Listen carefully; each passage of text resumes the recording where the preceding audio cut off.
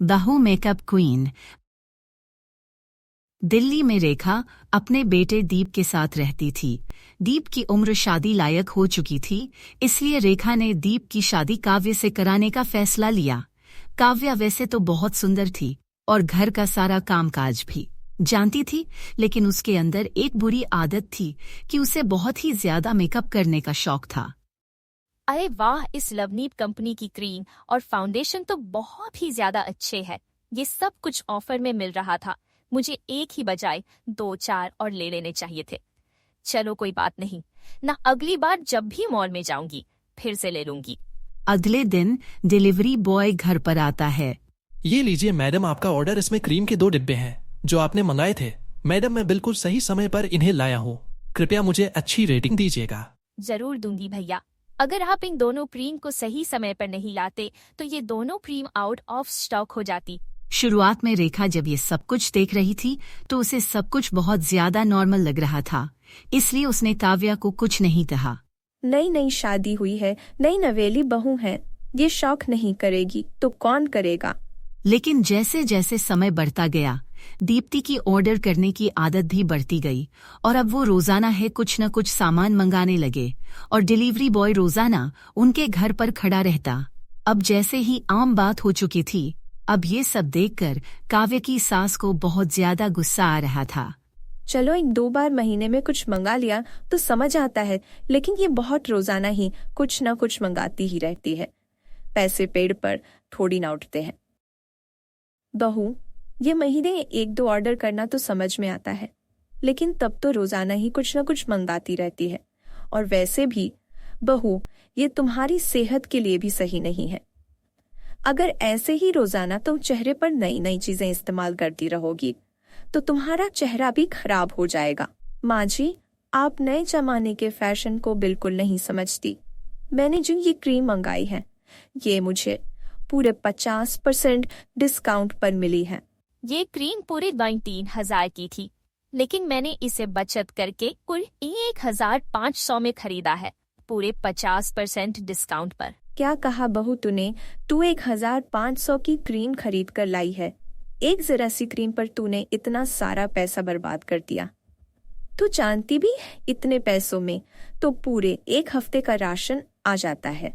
रेखा ने उसके बाद भी काव्या को बहुत बार समझाने की कोशिश की, लेकिन काव्या को तो मेकअप करने का इतना ज्यादा शौक था, उसने अपनी सास ली एक बात नहीं मानी।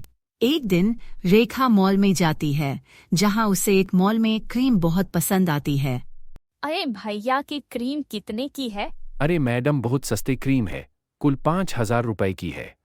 क्या कहा? नहीं, 5,000? इतनी महंगी? अभी तो ये क्रीम मैं नहीं खरीद पाऊंगी, लेकिन जब भी ये क्रीम डिस्काउंट में आए आप प्लीज मेरे लिए एक बचा कर रखिएगा। अरे मैडम, कल किसने देखा है?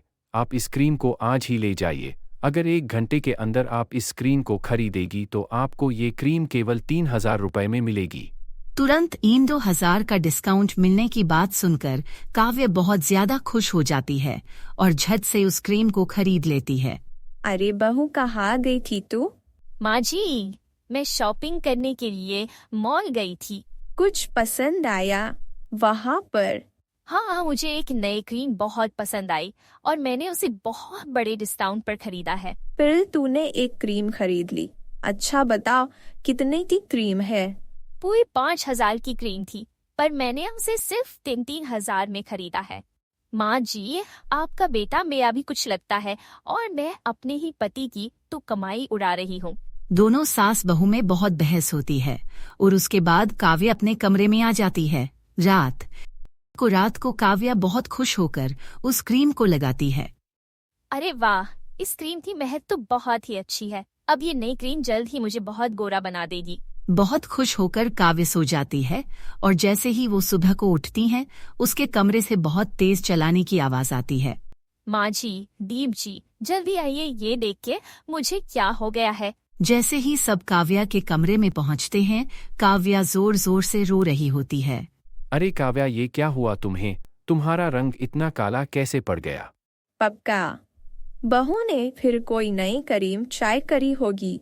हाँ माँ जी, मैंने वो मॉल वाली क्रीम लगाई थी रात को सोने से पहले, और जब मैं सुबह उठी तो मेरा पूरा रंग काला पड़ गया। बहू, इसलिए तुझे मना करती थी, मैं ये फालतू की क्रीम में मत लगाया कर।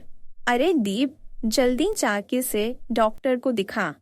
दीप और काव्या डॉक्टर के पास जाते हैं। डॉक्टर साहब, मेरा आराम पहले की तरह तो हो जाएगा ना? हाँ, हो जाएगा, लेकिन उसमें बहुत समय लगेगा। तब तक आपको सब्र रखना होगा। लेकिन आगे से अगर आपको कोई कुछ भी कह के कोई क्रीम बेचे तो आप खरीदेगा मत। हाँ डॉक्टर साहब, मुझे अकल आ चुकी है, मैं ऐसा नहीं करूंगी। जैसे ही काव्या घर पर आती है, उसकी सास उसके लिए लेप बनाती है और रोजाना उसे लेप लगाती है, जिससे काव्या जल्दी ही ठीक हो जाती है। फिर काव्या अपनी सास के पास आती है और कहती है, मुझे माफ कर दे माँ जी, मैंने फालतू के क्रीम के पीछे पड़कर अपने पैसे, वक्त और सेहत सभी बर्बाद किए हैं। आप मुझे बिल्कुल सही समझाती थी, मुझे माफ कर दीजिए। अगर बहू तुझे तेरी गलती का एहसास है तो मैं भी तुझे माफ कर देती हूँ। उसके बाद दोनों सास और बहू खुशी खुशी रहते हैं और उसके बाद काव्या तभी भी फालतू की क्रीमों में पैसे खर्च नहीं करती।